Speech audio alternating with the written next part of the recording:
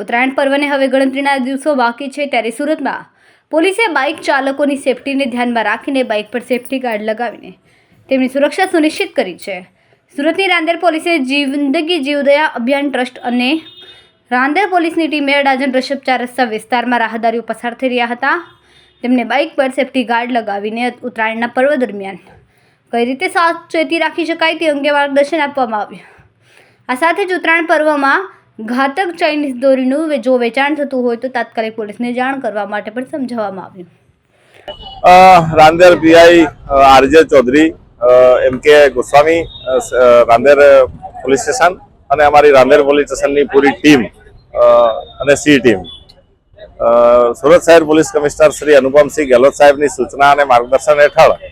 Zone 5 deputy police commissioner Shri Lakhtirsinh Zala સાહેબની નેતૃત્વ અને ઉપસ્થિતિમાં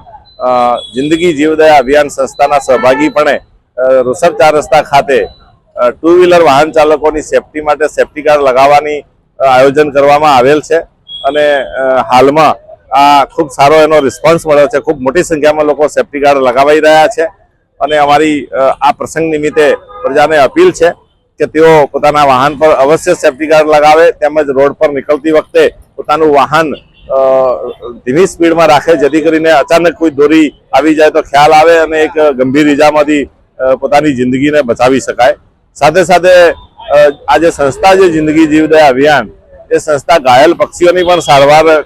ને બચાવ કાર્ય કરી રહેલ છે જેથી કરીને આપના ધ્યાનમાં કોઈ આ પ્રસંગે કોઈ ઉત્તરાયણના તહેવાર નિમિત્તે કોઈ ઘાયલ પક્ષી દોરીથી થયેલ હોય અને આવો કોઈ બનાવ ધ્યાનમાં આવે તો સંસ્થાનો અવશ્ય સંપર્ક કરી અને આ પક્ષીની જિંદગી બચાવવામાં આપ સહભાગી બની શકશો। તો